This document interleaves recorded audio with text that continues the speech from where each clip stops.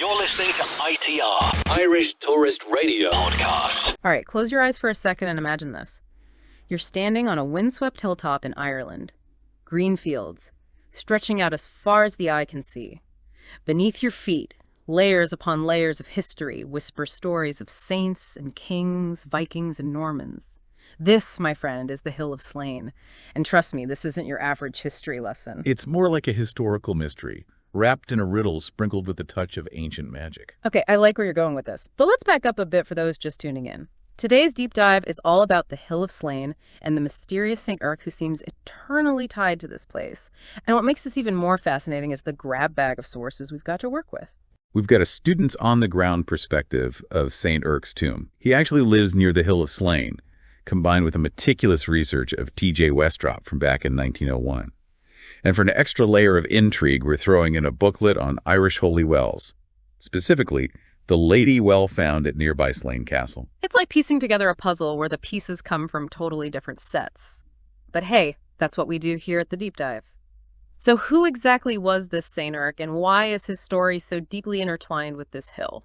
St. Erc was, to put it mildly, a pivotal figure in early Irish Christianity. He was a page to the High King Laoghaire, who, as you might recall, wasn't exactly doing cartwheels of joy when St. Patrick showed up with his newfangled religion. Yeah, King Laoghaire, the guy who almost made St. Patrick his next meal. See, even I remember something from Sunday school. But this Erc fella, he saw something different in St. Patrick's message, didn't he? He did indeed. He was captivated by Patrick's teachings and eventually rose to become a bishop with the Hill of Slane as his seat of power. This tells us that even before any grand churches or monasteries were erected, the Hill of Slane held a certain allure, a spiritual magnetism for these early Christian trailblazers. It's like this hill was a blank canvas, and every generation, every culture that came here painted their story on it. Speaking of stories, you mentioned this T.J. Westrop fellow. He dug up some intriguing stuff about the hill's past. Oh, absolutely. Westrop was a meticulous historian, and he uncovered evidence that the Hill of Slane was a place of power long before Christianity arrived. He writes about Fecal Forchertny, a pre-Christian prophet who is said to have resided on the hill. This suggests a rich tapestry of myth and belief woven into the very fabric of the place, stretching back centuries, even millennia. It's like this hill has its own gravitational pull, drawing in fascinating characters and events across time. And speaking of being drawn to the Hill of Slane, let's talk about St. Erc's tomb. Our student researcher describes these gable stones marking the site, which he compares to ancient bone boxes found across Ireland. Now, here's what I find curious. It's not in some grand mausoleum, but right there, integrated into the larger graveyard. And that's where things get really interesting. See, in most cultures, you'd expect a figure like St. Erc, a pivotal figure in establishing Christianity in Ireland, to be laid to rest in a place of prominence, set apart from the common folk. So what's the story with the tomb being smack dab in the middle of the graveyard? Is there a deeper meaning here? There are a few possibilities. And unfortunately, our sources only offer tantalizing hints. It's possible that what we see today is just a fragment of a much grander shrine, lost to the ravages of time, perhaps deliberately dismantled or even plundered for its treasures. Hold on, are we talking about potential raiders and stolen relics? Because that just bumped this whole mystery up a notch. We may never know the full story, but the architectural style of the tomb, as described by the student, suggests it dates back to at least the 7th or 8th century, possibly even earlier. And the fact that it survived at all, even in this fragmented form, speaks volumes about its significance. It's like holding a piece of a shattered mirror, catching glimpses of a grander reflection from the past. But this hill isn't just about ancient saints and mysterious tombs. It's been caught in the crosshairs of history, hasn't it? Vikings, Normans. It's seen its fair share of turmoil. That it has the Hill of Slane is a silent witness to the ebb and flow of power in Ireland. Think of it as a microcosm of Irish history itself, reflecting the broader struggles and triumphs of the nation. All right, so let's ditch the time machine and fast forward a bit. First up, the Vikings. I'm picturing those longboats rowing up the Boyne River, fierce warriors with axes, maybe a horned helmet or two thrown in for good measure. You're not far off. The Vikings, those notorious seafarers, certainly left their mark on Slane. Our sources mention numerous raids beginning in the 9th century, leaving a trail of destruction in their wake. Imagine the terror those villagers must have felt. And they even torched the round tower that once stood tall on the hill. Talk about adding insult to injury. Makes you wonder what knowledge and stories were lost in those flames. The tragic loss, no doubt. Yeah. But the Hill of Slane is nothing if not resilient. It continued to be a strategic stronghold, as we see with the arrival of the Normans in the 12th century. Ah, yes. the Normans. Enter Richard de Fleming, who decides this hill is the perfect spot for a Motte and Bailey castle. Basically, a big ol' mound of earth topped with a wooden tower. A formidable defense in those days. But here's the kicker, he built it right on top of an even older mound. It's like they say, history literally repeats itself. And the fact that de Fleming chose this spot, this pre-existing mound, speaks volumes. It tells us that whatever stood there before, be it an ancient burial site, a ceremonial ground, or even an earlier settlement, it held deep meaning for those who came before. It's like this hill is a giant history sandwich, with layers upon layers of stories just waiting to be unwrapped. You've got Vikings, Normans, and hold on to your hats because next up we've got Franciscans entering the scene. Talk about a plot twist. The arrival of the Franciscan friars in the 16th century marks a fascinating shift. We go from the militaristic might of the Vikings and Normans to a different kind of power, the quiet power of faith and contemplation. They established a friary on the hill of Slane. Imagine that monks in simple robes pacing these grounds where warriors once clashed. It's almost like the Hill of Slane decided to trade in its chainmail for a monk's habit. But if these walls could talk, I bet they'd tell us the friary wasn't exactly a haven of peace and tranquility. You're right. Even the friars couldn't escape the turbulent currents of history. Their time on the hill coincided with Henry VIII's reign, and let's just say Henry wasn't known for his love of monasteries. Yeah, good old Henry VIII. The king who liked to change wives as often as he changed his socks. So what happened? Did Henry send his wrecking crew to dismantle the friary? He did. The friary was dissolved just a few decades after it was established. Another victim of Henry's tumultuous reign. It's a stark reminder that even in the shadow of sacred spaces, the whims of powerful rulers can reshape the landscape, both literally and figuratively. Talk about being caught in the crossfire of history. But for a place that saw so much turmoil, there's another side to the Hill of Slane.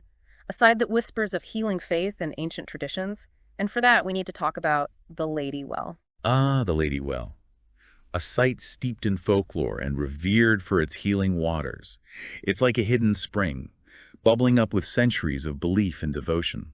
Our booklet describes these events called Pattern Days, centered around the Lady Well. What were those all about?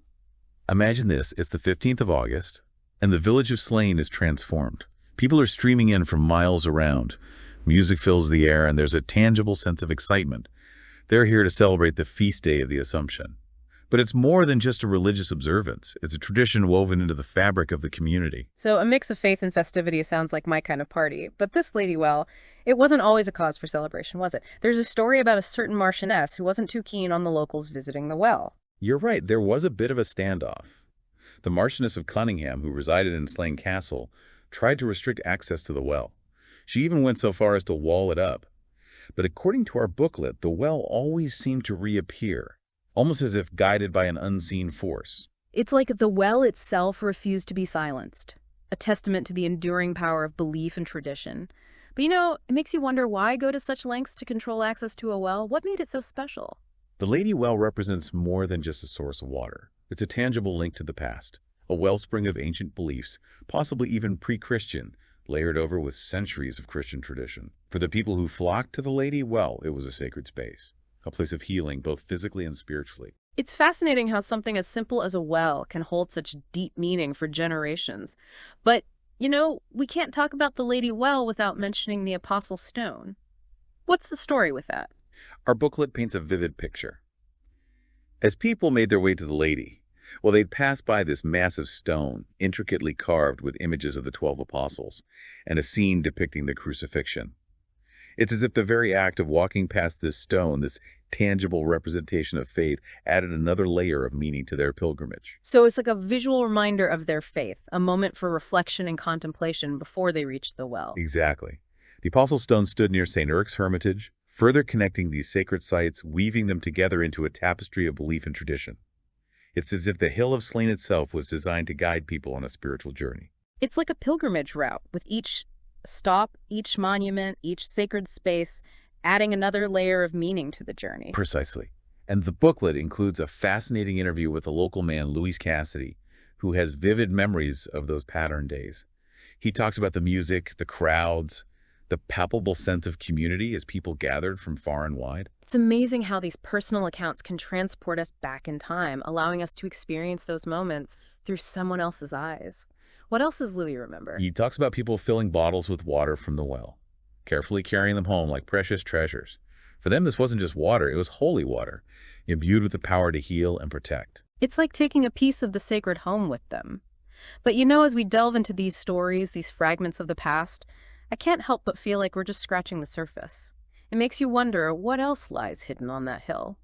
What other secrets are waiting to be unearthed? You're right, there's always more to discover. And speaking of discoveries, our student researcher mentions a curious detail in his survey. He writes about a lost inscribed slab from the Franciscan friary. Wait, a lost slab? Now you've got my attention. What kind of inscription are we talking about? Unfortunately, details are scarce. He mentions it was taken to Slane Castle years ago and never properly documented. It's like a breadcrumb trail leading us to a potential treasure trove of information. Okay, now I'm picturing this slab tucked away in some dusty corner of the castle attic, just waiting to be rediscovered. Yeah. What do you think it might say? It's hard to say for sure. Given its location in the friary, it likely held religious significance. Perhaps a dedication, a record of donations, or maybe even chronicles of life within the friary walls. It's like a mini mystery within a larger mystery. But that's the thing with history. It's like an onion with layers upon layers to peel back, each layer revealing new insights and sparking new questions. Exactly. And the Hill of Slane, with its blend of archaeology, history, and folklore, embodies that perfectly. It's a reminder that even with all the sources we have, all the stories we uncover, there's always more to learn, more to explore. It's like that saying, the more you know, the more you realize you don't know. But, as we've been talking about all these physical structures, the tomb, the castle, it occurs to me that we haven't really talked about the energy of the place. What do you think? Is there a certain feeling, a certain vibe you get when you think about the Hill of Slane? Oh, absolutely. This isn't just a place where history happened. It's a place where history still resonates. Close your eyes again and picture yourself standing on that hilltop. You've got the Boyne River winding through the landscape like a silver ribbon, ancient burial mounds whispering secrets in the distance. And all around you, the remnants of human lives lived across millennia. It's like stepping back in time. I can almost feel the weight of all those centuries pressing down, but in a good way, like being connected to something larger than yourself. Exactly. It's almost as if the hill itself is a silent witness to everything that's transpired there.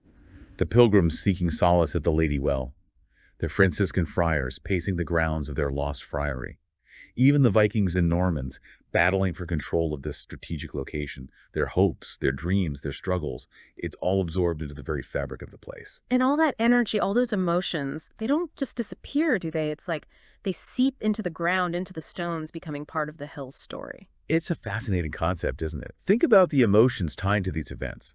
The fervent prayers whispered at the Lady Well, the sorrow of those laid to rest in the shadow of St. Erc's tomb, the clash of steel during those epic battles for control of the hill. It's palpable. Okay, now you're making me think about those ghost hunting shows. But in all seriousness, it is a bit eerie when you think about it that way. It's like those emotions leave their own kind of imprint, their own energy signature on the place itself.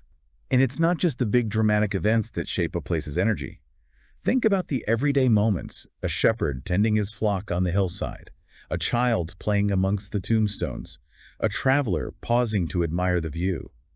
Each interaction, no matter how small, adds another brushstroke to the grand tapestry of the Hill of Slane. It makes you realize that we're all just passing through, leaving our own mark, however small, on the world around us. And someday, centuries from now, someone else might be standing on that hilltop wondering about us, just like we're wondering about the people who came before. It's humbling, isn't it?